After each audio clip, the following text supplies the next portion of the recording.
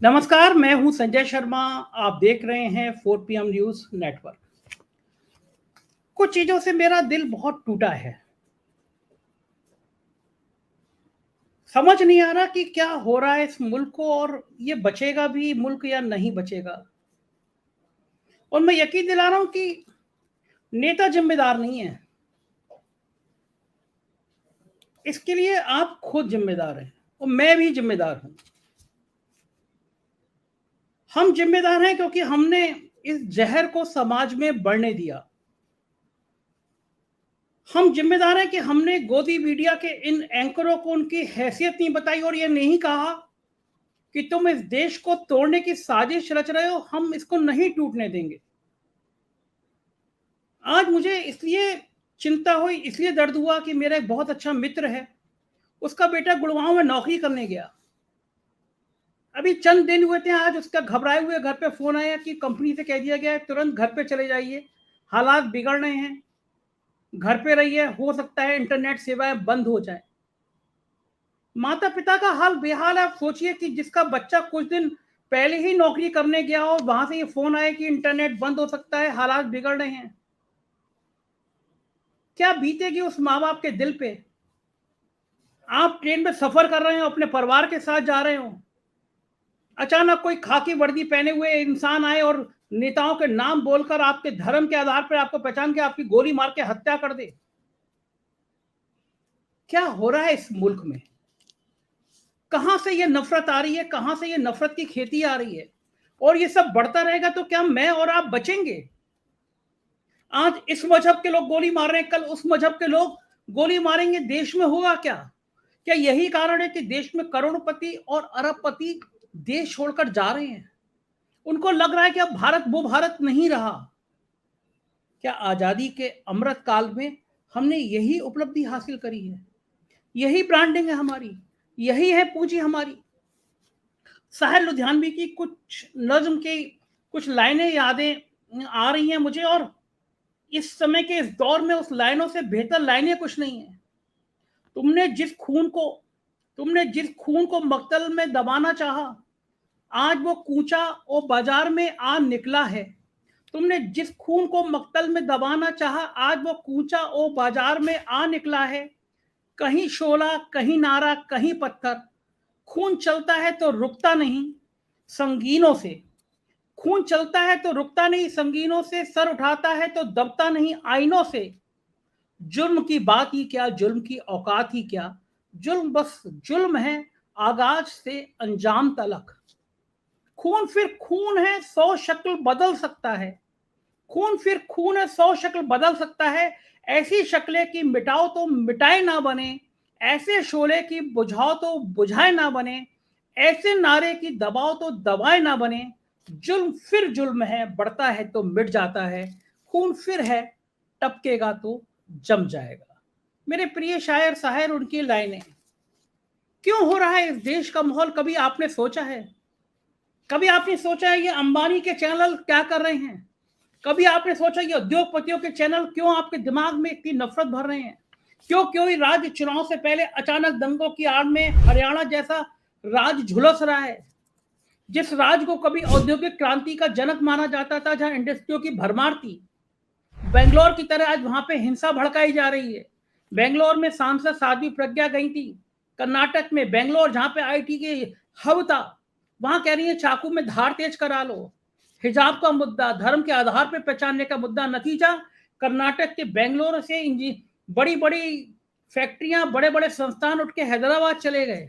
जिस राज्य में ये धर्म का नंगा नाच होगा, वहां कौन रुकेगा? ये हिंसा कहां से आई?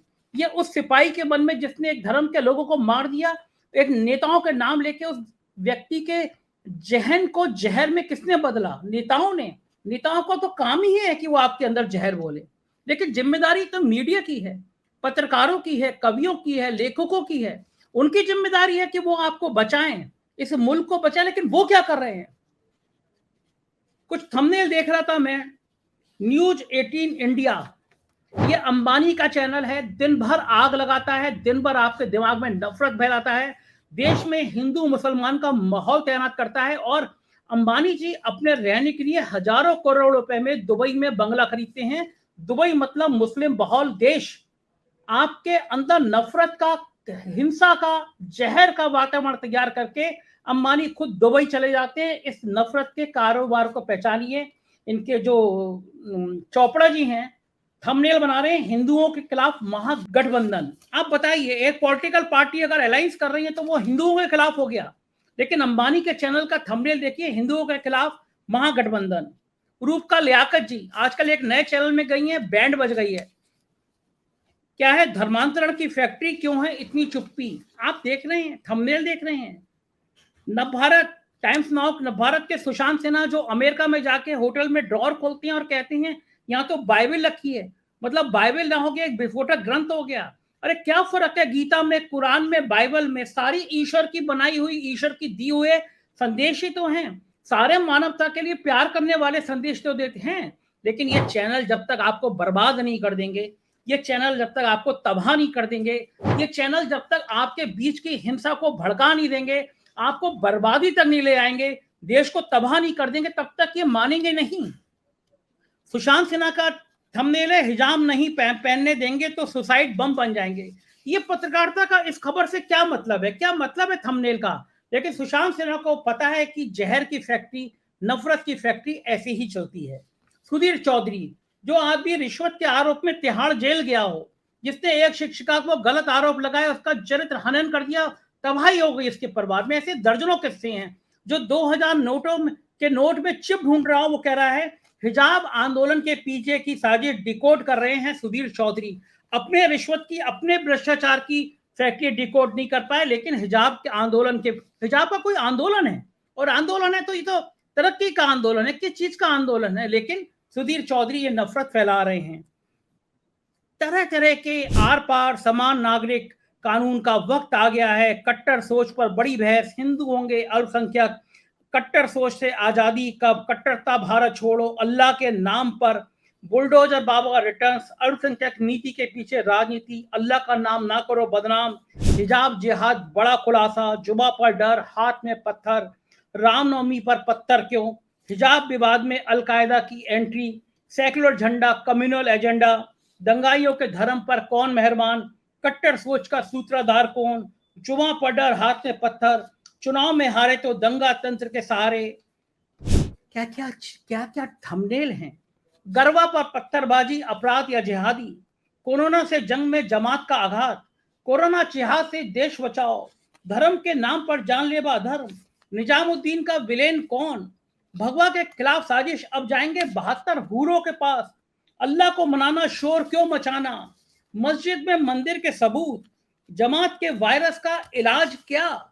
ये सारे थंबनेल हैं, देश के बड़े बड़े चैनलों के थंबनेल हैं। आप सोच सकते हैं, सड़क पर नमाज, मजहब या मनमानी, हिंदुत्व से डराएंगे, हिंदू फोबिया फैलाएंगे, हिंदुत्व पर चोट हिंदू देंगे वोट, हिंदू भगाओ साइकिल पर आओ, देश की हार बिल से निकले गद्दार, देश के गद्दारों को पहचानो, हिंदू कब तक टुकड़े टुकड़े, हिंदुओं के दर्द पर किसका झाड़ू, देश की हार बिल से निकले गद्दार। देख रहे हैं आप, ये थंबनेल हैं, इन चैनलों के थंबनेल हैं, या आपके दिमाग में जहर भर रहे हैं।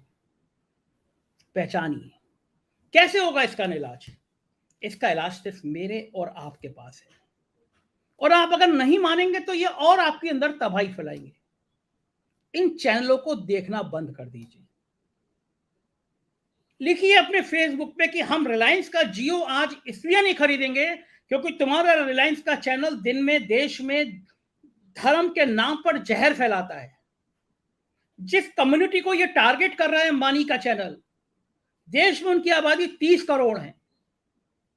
30 करोड़ में से 10-15 करोड़ रिलायंस का जियो इस्तेमाल कर रहे होंगे। फोन बंद कर दीजिए। मैं चैलेंज कर रहा हूं, यही अंबानी का चैनल अगर दिन भर देशभक्ति की और धर्मनिरपेक्षता की बातें ना करने लगे, मैं चैलेंज कर रहा हूं। मैं मुस्लिम नेताओं से खासतौर से आह्वान करना चाह रहा हूं, अगर वो कम्युनिटी को टारगेट कर रहे हैं, अगर वो धर्म के नाम पर आपको टारगेट कर रहे हैं, जहर फैलाना चाहते हैं, तो आप उनका जियो बंद कर दीजिए। किसानों के खिलाफ बोले थे, किसान खालिस्तानी आतंकवादी हैं, किसानों ने रिलायंस के पेट्रोल पंप पर ताले डाल दिए, दिमाग ठीक हो गए।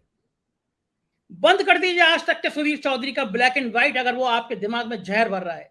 लिखिए फेसबुक पर, टेक करिए अरुण पुरी को, कहिए अरुण पुरी अगर तुम्हारे चैनल पर बैठकर ऐसी जहर की बातें होंगी तो हम चैनल देखना बंद करेंगे।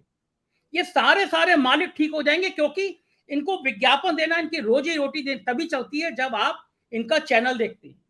हालांकि बहुत बड़ी संख्या में लोगों ने इनका टीवी चैनल देखना बंद कर दिया है। सबके सब डिजिटल प्लेटफॉर्म पे आ गए हैं और डिजिटल प्लेटफॉर्म में इनकी बैंड बज गई है। लोग इनको देखना पसंद नहीं कर रहे हैं। कहीं जाते हैं भीड़ के बीच इनको हूट किया जाता है। इनका सम्मान नहीं बचा है समाज में। लेकिन राजनेता, सरकारें इनको टूल की तरह इस्तेमाल कर रही हैं। सही मायनों में जिहादी बम बना रही हैं, सही मायनों में हिंसा का औजार बना रही हैं। आप समझिए, आप समझिए, क्योंकि ये मेरे अकेले की बात नहीं है, ये मेरे और आपके परिवार की बात है। अगर हम आज नहीं चेते, हम इस जहर को बनाते रहे, तो कल कोई सिरफरा आकर मेरे और आपके परिवार पर भी गोली चला सकता है। इस मुल्क से यूं ही नहीं करोड़पति और अरबपति देश छोड़ छोड़ के जा रहे हैं। आपको पता है लाखों लोगों ने भारत छोड़ दिया, बड़े बड़े अरबपति करोड़पतियों ने भारत छोड़ दिया। कह रहे हैं कि यह देश एक आग का गोला बनता जा रहा है। और जितने नेता बर्बादी कर रहे हैं उतने ज्यादा मीडिया चैनल बर्बादी कर रहा है। समझ जाइए इस देश को, तबाही को, इसको रोक दीजिए। चुनाव से पहले धर्म के मुद्दे पर आग लगाने की कोशिश की जा रही है। उत्तर प्रदेश ऐसे राज्य में ज्ञानवापी मस्जिद में त्रिशूल तलाशने की बात की जा रही है। नहीं होती अस्पतालों की चर्चा, नहीं होती शिक्षा की चर्चा। मुझे कोई आपत्ति नहीं आप मंदिर में दिए जलाएं, लेकिन पहले 80 करोड़ लोगों को 2 वक्त की रोटी तो दे दें। आपके पास 2 वक्त की रोटी नहीं है, लेकिन आप बड़े बड़े आयोजन कर रहे हैं, कॉरिडोर बना रहे हैं। मंदिर बनाना सरकार का काम नहीं है। आप मंदिर इसलिए बना रहे हैं क्योंकि आपको वोट चाहिए। मुझे मंदिर बनाने से कोई आपत्ति नहीं है, मैं आपसे ज्यादा पूजा करता हूं, नियमित करता हूं, नियमित ईश्वर की आराधना करता हूं। लेकिन मेरे भगवान आपके भगवान जैसे नहीं है जो भगवान का नाम लेकर किसी पे गोली चला दे। मेरे भगवान आपके भगवान जैसे बिल्कुल नहीं है जो किसी धर्म के नाम पर टिप्पणी कर दें। मेरे धर्म के मेरे राम है, प्यारे राम है। वो किसी धर्म की आलोचना करना नहीं सिखाते, वो किसी पर हथियार उठाना नहीं सिखाते। कौन से मुल्क में ले जा रहे हैं आप? कौन सी नई पीढ़ी को सिखा रहे हैं आप? आपने नई पीढ़ी को तेजाब बना दिया है। आपने नई पीढ़ी को बर्बाद कर दिया है। आपके पार्टी के सांसद और मंत्रियों के बच्चे विदेश में पढ़ रहे हैं, विदेश के बैंकों में, विदेश की कंपनियों में नौकरी कर रहे हैं, और आप यहाँ के नौजवानों से कह रहे हैं मस्जिद के ऊपर चढ़कर झंडा फहरा दो। आप यहाँ के नौजवानों से कह रहे हैं कावड़ यात्रा निकाल दो। आप कह रहे हैं कि कावड़ यात्रा में कुछ शराब पी के भी चले जाएं, कुछ तमंचा लेके भी चले जाएं, तो आप बरेली के एसएसपी को जैसे हटा दिया गया ऐसे उस अफसर को हटा देंगे। आप चाहते हैं कि समाज में अशांति फैले, आप चाहते हैं समाज में तनाव फैले, आप चाहते हैं इस मुल्क में नफरत फैले, और नफरत के बीच में आप अपनी सत्ता को पाना चाहते हैं। क्योंकि पता चल गया है, पूरी दुनिया को पता चल गया है, आप अमेरिका में कह कर आए कि हर साल एक आईआईटी और आईआईएम खुल रहा है भारत में। संसद में पता चल गया कि आप झूठ बोल रहे थे। आपको इस बात पे लज्जा नहीं आती कि आप अमेरिका में जाकर झूठ बोल रहे थे। 5 सालों में कोई देश में आईआईटी और आईआईएम नहीं खुला। आपको लज्जा नहीं आती, देश का एक राज्य चल रहा है, मणिपुर में सड़क भीड़ के बीच में 2 महिलाएं नग्न दौड़ रही हैं, उनके शरीर के संग छेड़खानी हो रही है। आज सुप्रीम कोर्ट को कहना पड़ा कि हो क्या रहा है, डीजीपी को तलब होने का आदेश देने पड़े। ये सब इस मुल्क में हो रहा है, ये सब भारत में हो रहा है। धिक्कार है ऐसी तंत्र को, धिक्कार है ऐसी ताकत को, धिक्कार है सरकार को। लेकिन आपकी जिम्मेदारी बड़ी है, आपकी चुनौती बड़ी है, आपका कर्तव्य बड़ा है। याद रखिए, अगर आप अभी नहीं चेते, आपने इन गोदी मीडिया को अभी इनकी हैसियत नहीं दिखाई, आपने इन गोदी मीडिया के एंकरों को अभी उनकी औकात नहीं दिखाई, तो आने वाला समय आपसे जरूर पूछेगा। द्रौपदी का चीरहरण हो रहा था और जो लोग खामोश बैठे थे, इतिहास ने उनको कभी माफ नहीं किया। कम से कम उन लोगों में अपनी गिनती मत गिनाइए। बचाइए देश को, गोदी मीडिया देखना बंद करिए। लिखिए फेसबुक और ट्विटर पर कि आज से हम इस चैनल को देखना बंद कर रहे हैं, क्योंकि ये धर्म के नाम पर नफरत फैलाता है। हमारा हिंदुस्तान वो है जहां हिंदू, मुसलमान, सिख, ईसाई सब प्यार से रहते हैं। अगर ये नहीं होता तो 5 वक्त का नमाजी मोहम्मद रफी आराम से भजन नहीं गाता, और शकील बदायूनी जैसा शायर कभी नहीं लिखता मंत्र पथ हरि दर्शन को आज, और बिस्मिल्लाह खां की शहनाई भी हमें कभी सुनाई ना पड़ती। बचाइए इस मुल्क को, बचाइए इस मुल्क की ताकत को, बचाइए इस मुल्क की आत्मा को, वरना ये गोदी मीडिया के चैनल इस देश को तबाह कर देंगे, बर्बाद कर देंगे, आपको कहीं का नहीं छोड़ेंगे। आपके और आपके परिवार की बर्बादी का इतिहास लिख रहे हैं। अगर आप अभी नहीं चेते, इनको बंद नहीं किया, तो यकीन मानिए आप अपनी बर्बादी को खुद अपने करीब लाने का मौका दे रहे हैं। कुछ भावनाओं में ज्यादा बोल गया, लेकिन सच बोला हूं। मुझे जरूर बताइएगा यह सच था या गलत। शुक्रिया।